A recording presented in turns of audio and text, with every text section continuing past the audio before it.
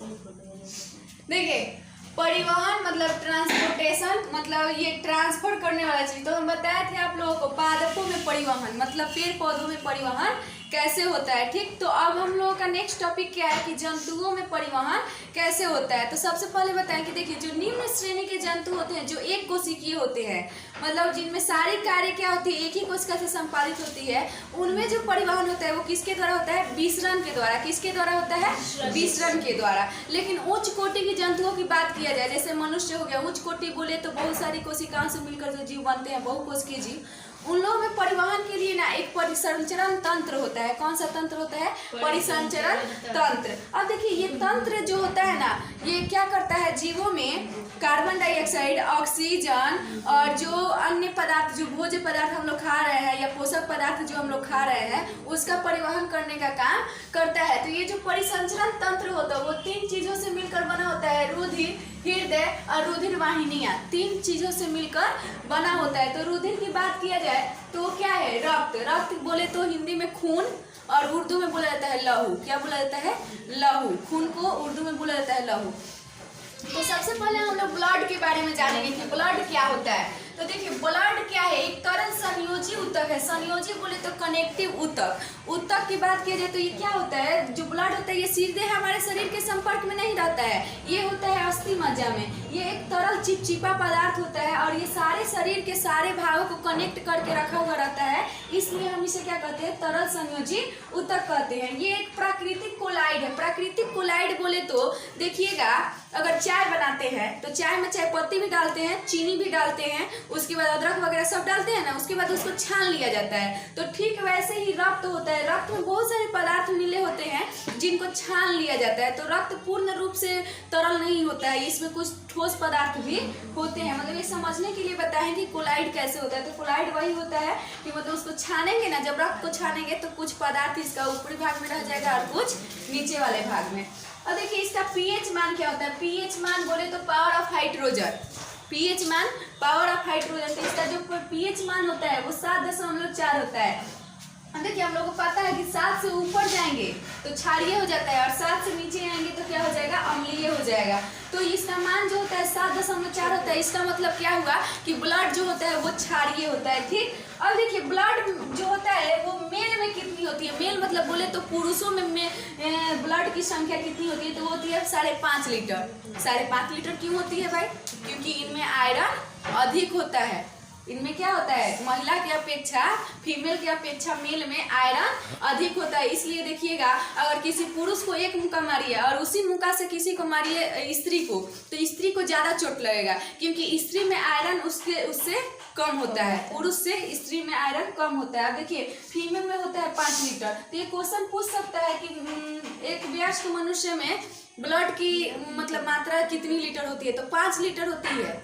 5 litre होती है। लेकिन अगर फीमेल और मेल करके दे दे तो मेल में हम लोग लिखेंगे 5.5 लीटर और फीमेल में 5 लीटर। और देखिए इसका निर्माण कहाँ होता है? रक्त का निर्माण क्या होता है? तो आप लोग चिकन खाए होंगे, तो चिकन में जो हड्डी होता है ना, तो उस हड्डी में देखिएगा जब बनने के बाद कथी कलर का, मेहरून कलर का उसमें लगा हुआ रहता है, तो वही होता है अस्थि मज्जा। मतलब हड्डी के अंदर जो खून का निर्माण होता है, कि कहाँ निर्माण होता है? हड्डी के अंदर, जिसको हम लोग बोलते हैं बोन मैरो। क्या बोलते हैं?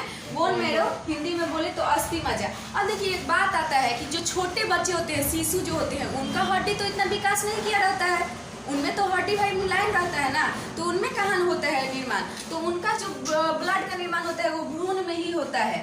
कहाँ होता है? भ्रूण में। मतलब वो भ्रूण से जो महिलाएं, मतलब जो गर्भवती महिला जो भी खाती है या फिर जो भी उसका ब्लड बनता है वो भ्रूण में होता है और उसी भ्रूण से उस बच्चे को पोषण मिलता है या उस बच्चे में परिवहन होता है। अब देखिए ये स्टोर कहाँ होता है? ब्लड मतलब जाके कहाँ रहता है? तो देखिए यहाँ पे हम लोग का प्लीहा होता है। यहाँ पे शरीर के इस भाग में दाहिने उदर गुहा में। पेट कहाँ होता है? उदर गुहा ना है, उदर गुहा, वक्ष गुहा। पेट के ऊपर वक्ष गुहा, नीचे उदर गुहा। तो उदर गुहा के पास प्लीहा रहता है। ठीक, प्लीहा में ये स्टोर रहता है। ठीक, अब देखिए ब्लड बैंक किसे कहते हैं? क्वेश्चन आ सकता है कि ब्लड बैंक किसे कहते हैं? तो प्लीहा को कहते हैं। किसको कहते हैं? प्लीहा को। और देखिए उसके बाद कब्र भी हम लिखे हैं। तो कब्र का मतलब क्या हुआ? कब्र मतलब कब्रस्थान। तो जब ब्लड मर जाता है ना, जब ब्लड मर जाता है वो, तो मरने के बाद भी उसको स्टोर करने का एगो जगह चाहिए ना, तो जो ब्लड मर जाता है वो जाके इसी में प्लीहा में रहता है, इसीलिए इसे आरबीसी का कब्र भी कहा जाता है। तो क्वेश्चन आ सकता है कि लाल रक्त कणिका जो होती है उसका कब्र कौन सा है, तो प्लीहा, या फिर ब्लड का बैंक कौन सा है, तो वो है प्लीहा। ठीक, अब देखिए हीमोग्लोबिन, तो ब्लड में हम जानते हैं कि ब्लड लाल क्यों होता है, हीमोग्लोबिन के कारण होता है। तो ब्लड में हीमोग्लोबिन पाया जाता है और इस हीमोग्लोबिन में O2 के 4 अणु को बांधने की क्षमता होती है, मतलब ये ऑक्सीजन के अणुओं को बांधता है। देखिए हमारा जो फेफड़ा जो है वो तो सिर्फ ऑक्सीजन को लाने आने में सहायता करता है, लेकिन ये ऑक्सीजन को पहुंचाने का काम कौन करता है, तो ये ऑक्सीजन का पहुंचाने का काम हीमोग्लोबिन का है, जिसको हम लोग H भी लिखते हैं। तो हीमोग्लोबिन में क्या होता है, आयरन, आयरन बोले तो Fe, लोहा पाया जाता है। क्या होता है, लोहा पाया जाता है। तो देखिएगा मील में जो लोहा की संख्या होती है, आयरन की जो संख्या होती है वो होती है 14 ग्राम पर DL, DL बोले तो डेसीलीटर, क्या है, डेसीलीटर। ठीक, उसके बाद फीमेल में इसकी संख्या मेल से कम हो जाती है, 13 ग्राम पर DL हो जाता है। ठीक, तो अब ये क्वेश्चन आ सकता है कि एक मनुष्य में हीमोग्लोबिन की संख्या कितनी होनी चाहिए, तो होनी चाहिए कितना, 14 ग्राम DL, कितनी होनी चाहिए, 14 ग्राम पर DL। ठीक, अब देखिए यहाँ पे जो लोहा है, लोहा की संख्या किसमें अधिक है, पुरुषों में, इसलिए वो फिटली, मतलब वो बॉडली थोड़ा जो फिजिकली होता है वो स्त्रियों से ज़्यादा स्ट्रांग होते हैं। इसी कारण से मतलब पुरुष लोग जो होता है वो स्त्रियों से थोड़ा मजबूत होते हैं। अब देखिए रक्त परिसंचरण तंत्र, हम बोले कि परिसंचरण बोले तो मतलब परिसंचरण एक जगह से दूसरे जगह लेके जाना, तो इसकी खोज किसने की, विलियम हार्वे ने की थी। किसने की थी, विलियम हार्वे ने। अब हम कुछ देख लेते हैं ब्लड के कार्य क्या है। तो ब्लड का काम है ताप नियंत्रण करना। देखिएगा जब हम लोग खूब रगड़ते हैं, रगड़ रहे हैं तो यहाँ क्या हो गया, गर्मी महसूस होता है। यहाँ क्या हो गया कि ब्लड का सर्कुलेशन जो है वो बढ़ गया, यहाँ पे खूब तेजी से काम करने लगा, तो यहाँ में गर्मी होने लगा। तो वो क्या करता है, शरीर का ताप का नियंत्रण करता है। इसीलिए देखिएगा जब मलेरिया वगैरह होता है ना, जब किसी को मलेरिया हो जाता है तो जो रक्त का आकार होता है वो बड़ा हो जाता है, फटने लगता है, इसलिए ठंडा खूब लगता है, खूब ठंडा लगता है, खूब बुखार रहेगा, खूब ठंडा मलेरिया में।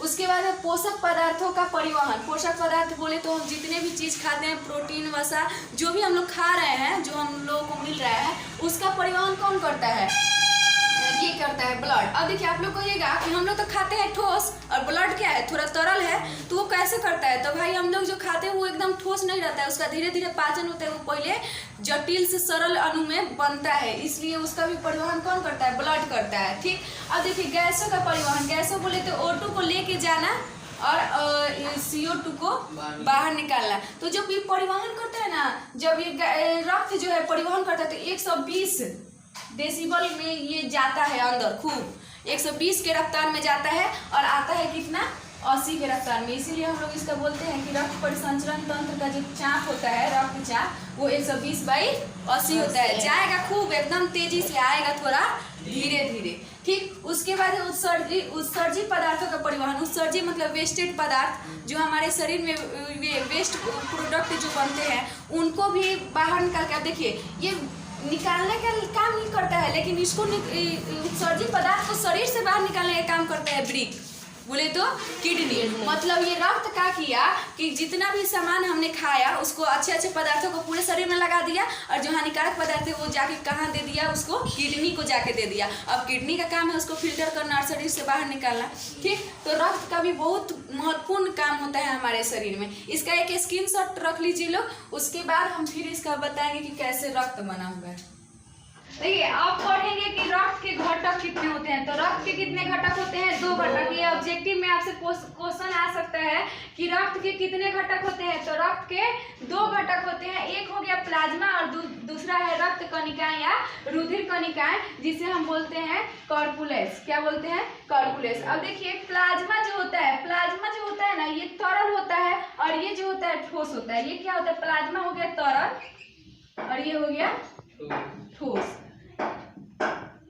जैसे मान लीजिए अभी हम उस समय बताया ना कि चीनी चायपत्ती जो होता है, मान लीजिए हम पानी में चीनी घोल दिए, तो ये तो नहीं ना पता चलता है कि भाई पानी में चीनी घोला हुआ है, क्योंकि वो घुल जाता है। तो ठीक वैसे ही प्लाज्मा में मिला हुआ रहता है रक्त कणिकाएं, तो पता नहीं चलता है कि रक्त में कुछ रुधिर कणिकाएं भी हैं, मतलब जो कणिका भी है।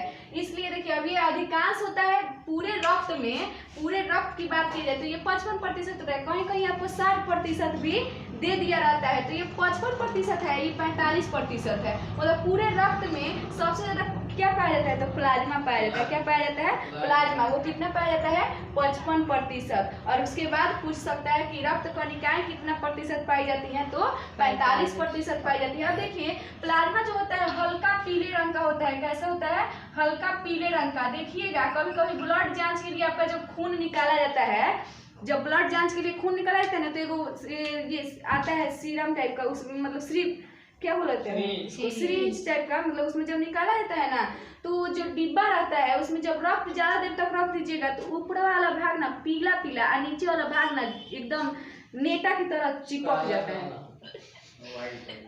थोड़ा काला टाइप का पड़ जाता है।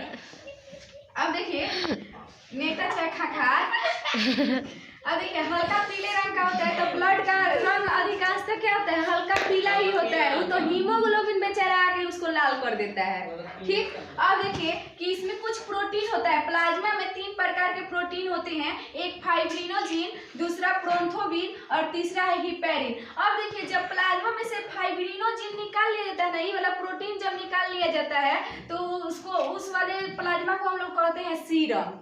जब तो ये आपका जब रक्त जांच होता है ना, तो ये होता है फाइब्रिनोजिन निकाल लिया जाता है, फाइब्रिनोजिन रक्त जांच के निकाल लिया जाता है, उसे हल्का पीला हो जाता है। जब आप खून में निकाल के देखिएगा ना, थोड़ा देर ज्यादा देर रखिएगा तो पीला हो जाता है, उसी को हम लोग बोलते हैं सीरम। एक क्वेश्चन आ सकता है कि जब प्लाज्मा में से फाइब्रिनोजिन निकाल लेते हैं तो उस प्लाज्मा को क्या कहते हैं, तो उसको कहते हैं सीरम, उसको कहते हैं सीरम। ये ऑब्जेक्टिव में आ सकता है। अब देखिए रक्त कणिकाएं, रक्त कणिकाएं ब्लड कॉर्पुलेस। अब देखिए ये आरबीसी, डब्ल्यूबीसी और डिम्बाणु, ये 3 प्रकार के होते हैं। अब ये क्वेश्चन ये हो सकता है कि रक्त कणिकाएं के कितने घटक होते हैं, तो आप कंफ्यूजन में 2 मत लगा दीजिएगा।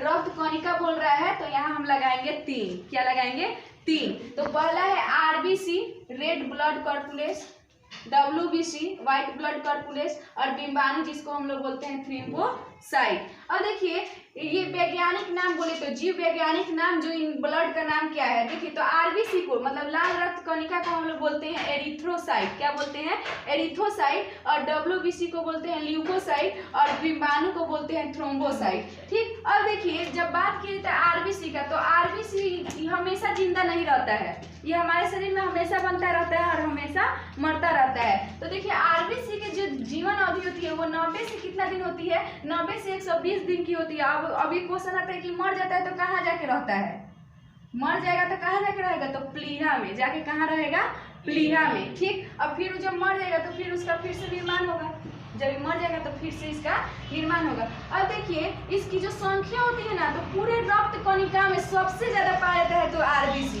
तो क्वेश्चन ये आ सकता है कि पूरे रक्त कणिकाओं में सबसे ज्यादा संख्या किसकी होती है, तो आरबीसी की। अब बच्चा यहाँ पे कंफ्यूज क्या करेगा, उसको लगेगा क्या पूरे रक्त कणिका बोले कहीं प्लाज्मा का सबसे ज्यादा होगा, तो भाई रक्त कणिका ध्यान में रखिए, वहाँ पे कणिका लगाया है तो आरबीसी हो जाएगा, और कणिका नहीं रहेगा, सिर्फ रहेगा कि रक्त में सबसे ज्यादा क्या पाया जाता है, तो प्लाज्मा, और रक्त कणिका में सबसे ज्यादा क्या पाया जाता है, तो आरबीसी। देखिए इसको हम लोग बोलते हैं 50 लाख होता है, तो 50 लाख को हम लोग 5 मिलियन भी, कहीं कहीं 5M लिखा रहता है। ठीक, तो 5 मिलियन होता है। अब देखिए अब यहाँ पे थोड़ा आप लोग देखिए, यहाँ 5 लाख है, यहाँ 10,000 है, तो बताइए कभी आपको खून श्वेत दिखाई देगा, 50 लाख, 5 मिलियन अब ना 10,000, उसका कोनो गिनती है नहीं है। इसीलिए आपके मन में कभी आएगा कि जब रक्त में श्वेत कणिकाएं होती हैं तो श्वेत काहे नहीं दिखाई देती है भाई, तो काहे इसलिए नहीं दिखाई देती है क्योंकि इसकी संख्या अधिक है, इसकी संख्या आरबीसी की संख्या अधिक है। इसकी जीवन अवधि 4 दिन का होता है। कितना दिन का होता है, 4 दिन का होता है। ठीक, उसके बाद है डिम्बाणु, थ्रोम्बोसाइट। देखिए इसका काम होता है रक्त का थाका बनाना। क्या काम होता है, रक्त का थाका बनाना और आपकी इच्छा शक्ति को जगाना। ये चाहेगा ना तो आपको ज्यादा देर तक पढ़वा सकता है। अगर ये कह दिया ये मजबूत है आपका, इसका संख्या एकदम आप में 2 लाख है, एकदम मतलब स्ट्रांग है, तो ये चाह दिया तो आप खूब पढ़िएगा। देखिए इसका काम है ये जगा देता है कि चलो तुमको पढ़ने बैठना है। आरबीसी क्या करता है, एक्टिव कर देता है किसी भी काम करने के लिए। और ये क्या करता है कि सूक्ष्म जीवों से रक्षा करता है। सूक्ष्म जीव से मतलब मान लीजिए पढ़ते टाइम आपको कौन छींक आया, थी आया, मतलब टाइम चाहे कुछ भी करते टाइम जब आपको वायरस तंग करेगा ना तो उससे लड़ने का काम लिम्फोसाइट का होता है। इसमें एंटीबॉडी पाया जाता है जो लिम्फोसाइट होता है, जिसको हम लोग टी सेल बोलते हैं। इसको क्या बोलते हैं? Tassel. अब देखिए उसके बाद एक थ्रोम्बोसाइट, ये चाह दिया ना तो ये आपको कई घंटा तक पढ़ाते रह जाएगा। हम लोग के ग्रुप में भी एक लड़की थी, वो ना 7 बजे से पढ़ती थी तो 12-1 बजा देती थी पढ़ते पढ़ते, जब तक उसका खाना का टाइम नहीं होगा। तो ये ना ये जिसका स्ट्रांग होता है ये बहुत ज़्यादा देर तक पढ़ता है। ठीक, अब देखिए आप हम इन तीनों के बारे में बताएंगे, तीनों के बारे में एक एक करके बताएंगे कि इनका कार्य क्या है, ये क्या क्या करते हैं। ठीक, जो है इसमें क्या होता है, हीमोग्लोबिन पाया जाता है, जिसके कारण ये क्या होता है, लाल होता है हीमोग्लोबिन। अब इसमें क्या होता है, केंद्रक नहीं होता है। तो आपको अगर कोई क्वेश्चन पूछे कि बबुआ लोग बताइए लोग कि जब आपको हम आरबीसी दे देंगे तो क्या आप उसमें डीएनए पहचान कर पाइएगा? हाँ या ना? नहीं, क्योंकि उसमें केंद्रक नहीं है। अब जब केंद्रक नहीं है तो ना उसमें गुणसूत्र होगा ना उसमें डीएनए होगा। तो ये जब आरबीसी अगर आपका कोनो निकाल लिया ना और उस समय आपका मैचिंग करवाया कि आपका पापा कौन है, आपका मम्मी कौन है, तब उस समय पता नहीं चलेगा क्योंकि इसमें केंद्रक नहीं है। इसका जीवन अवधि होता है 120 डे। ठीक, अब देखिए इसमें हम बताए थे कि हीमोग्लोबिन का संख्या कितना होना चाहिए कि 14 ग्राम पर डीएल या 13 ग्राम पर डीएल होना चाहिए। अब ये जब आपका गड़बड़ रहेगा, यही जब आपका कम रहेगा तो आपको सुस्ती पकड़ लेगा। देखिएगा कोनो आदमी 1-2 घंटा बाद मेहनत करने के बाद एकदम सुस्त हो जाता है, लगता है कोनो खूब खान दिया है, उसको मार दिया है एकदम। तो वो काहे हो जाता है कि उसमें हीमोग्लोबिन कम है, चुस्ती फुस्ती है ये नहीं है। तो देखिए किसी भी चीज़ को अगर आपको पढ़ना है, अगर आपको लाइफ में आगे बढ़ना है तो फिजिकली अपने आप को फिट करना पड़ेगा, तब जाके आप मेंटली फिट हो पाइएगा। तो इसको जांच करवाइए। देखिए जब पढ़ना है ना तो सबसे पहले अपने फिजिकली जांच करवाइए कि हमारे अंदर क्या क्या कमी है, उस कमी को पहले दूर करिए। और जब वो कमी दूर हो जाएगा तो देखिएगा बहुत बच्चे बोलते हैं हमको बहुत पढ़ने का मन करता है लेकिन पढ़ने बैठते हैं तो नींदे आ जाता है। बहुत बच्चा होता है कि हमको बहुत पढ़ने का मन करता है लेकिन पढ़ने जाते हैं तो नींद आ जाता है। तो भाई हीमोग्लोबिन कम है, इसका इच्छा शक्ति कम है, ये नहीं कर पाएगा। आप कितना भी कोशिश करिएगा नहीं हो पाएगा, तो इसको जांच करवाइए। उसके बाद देखिए WBC, ये क्या करता है, किसी भी जीवाणु से हम लोग का रक्षा करता है। जीवाणु या सूक्ष्म वायरस होते हैं उनसे हमें ये रक्षा करने का काम करता है। देखिए इसमें एंटीबॉडी होता है, लिम्फोसाइट होता है जिसको हम लोग टी सेल बोलते हैं। ये क्वेश्चन आता है कि टी सेल किसमें पाया जाता है, तो श्वेत रक्त कणिका में। किसमें पाया जाता है, श्वेत रक्त कोशिका में। देखिए लिम्फोसाइट जो होता है ना, लिम्फोसाइट ये बहुत ताकतवर होता है। ये क्या करता है ना कि जब रोग आया आपके अंदर, जब वायरस आया तो ये एंटीबॉडी क्या करता है, ये चाचा इसको कहता है, चाचा चाहे भैया, रिलेशन है समझिए। तो अब ये इसको इन्फॉर्मेशन कर देता है। एंटीबॉडी क्या करता है, लिम्फोसाइट को कहता है चाचा आ गई बा वायरस, अभी एक्टिव हो जाता है और एक्टिव होने के बाद उससे लड़ने का काम करता है। तो जब आप में ये भी कम रहेगा ना, इसका भी संख्या जब कम रहेगा तो अभी आपको रोग बड़ा होगा। देखिएगा किसी को हफ्ते भर में खांसी, हफ्ते भर में अगला हफ्ता में बुखार, अगला हफ्ता में देह दर्द, तो कपार दर्द, ये सब होता रहता है क्योंकि उसका WBC ठीक नहीं है। देखिएगा एगो बहुत खतरनाक बीमारी है जो किसी को हो भी जाता है तो बड़ा लाज लगता है कहने में, HIV एड्स। देखिए एड्स वाली बीमारी में क्या होता है ना, ये आपका लिम्फोसाइट मर जाता है। क्या होता है, लिम्फोसाइट। अब रोग से लड़ने वाला ही मर जाएगा तो रोग तो फैलेगा ही ना। मान लीजिए आपके घर में युद्ध हो रहा है, घर में नहीं मतलब एक युद्ध हो रहा है, वहाँ पे राजा ही मर जाएगा, राजा ही मर जाए तो प्रजा कितना संभालेगा। तो वही चीज है कि लिम्फोसाइट क्या होता है, मर गया, लिम्फोसाइट मर जाता है। ये HIV बहुत खतरनाक वायरस होता है, जब शरीर में प्रवेश कर जाता है ना तो इसी को मार देता है, लिम्फोसाइट को। तो ये जगाते रह जाता है कि उठा ना, आ गई वायरस, तो ये उठता ही नहीं है, ये तो मर गया है तो ये उठेगा कहाँ से लड़ने जाएगा। तो ये जो बड़ा खतरनाक लाज वाला बीमारी है HIV, होना भी नहीं चाहिए। बहुत रेयर केस में लोगों को होता है लेकिन हो जाता है तो इसका दवाई नहीं है। इसको नियंत्रित किया जा सकता है लेकिन खत्म नहीं किया जा सकता, प्रॉपर रूप से खत्म नहीं किया जाता। इसमें केंद्रक होता है। तो आपको अगर WBC दे दिया जाए तो इसमें आप पता लगा सकते हैं कि हाँ किसका DNA आपके अंदर पल रहा है। ठीक, उसके बाद है बिम्बाणु, इसमें भी केंद्रक नहीं होता है। देखिए ये थोड़ा इससे मिलता जुलता है, इसमें भी केंद्रक नहीं होता है। ये क्या करता है, रक्त का थाका बनाने में सहायक होता है। मतलब मान लीजिए अगर एगो बीमारी होता है हीमोफीलिया, क्या होता है, हीमोफीलिया। हीमोफीलिया एक ऐसा बीमारी है ना जिसमें ऑयल एक्टिव नहीं होता है। हाँ, ये क्या होता है ना कि थका बनेबे नहीं करेगा, आपका रक्त गिरते जाएगा गिरते जाएगा गिरते जाएगा, और अंत में जब पूरा शरीर खत्म हो जाएगा रक्त से तो क्या हो जाएगा, मृत्यु हो जाएगा। तो इसीलिए हीमोफीलिया भी बड़ा खतरनाक बीमारी होता है। ये एक आनुवांशिक बीमारी है, जब माता पिता किसी एक को होगा ना तो उसके बच्चे को भी ये पकड़ लेता है। तो ये था ये तीनों का काम। देखिए तीनों का काम यही है, इसमें से मोस्ट इम्पोर्टेंट यही है। तो जब आपका फिजिकली आपका ब्लड ठीक नहीं है, जब ब्लड में गड़बड़ी है तो आप पढ़ कहाँ से पाइएगा।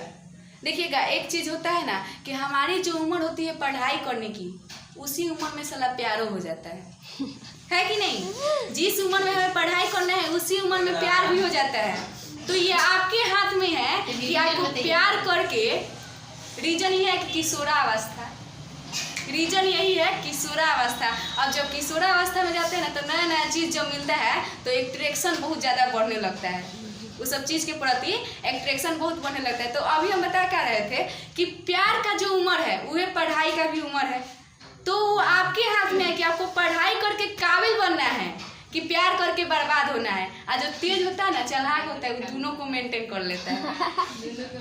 ठीक है, तो ये आपके हाथ में है कि दोनों को मेंटेन करके चलना है कि कैसे क्या करना है। ठीक, तो पढ़ाई और प्यार दोनों को जो साथ में लेके चलेगा वो भी थोड़ा सक्सेस करेगा, लेकिन जो प्रॉपर पढ़ाई में साथ देगा वो आगे और सक्सेस करेगा। क्योंकि आज से 4-5 साल पहले ये लोग ना पूछी कोई को गर्लफ्रेंड घुमावत रहा, लोग ही पूछी कि कितना कमाएला। ठीक है, या फिर लड़की लोगों से भी कोई ये नहीं पूछेगा कि तुम्हारा चाहने वाला कितना लोग था। तो भाई चाहने वाला बहुत लोग होता है, लेकिन जो साथ निभाता है वही जीवन साथी होता है। ठीक, तो ध्यान दीजिए लोग। अब पहले बॉडी को स्ट्रांग बनाइए, उसके बाद फिर पढ़ाई में मन लगाइए लोग। ठीक।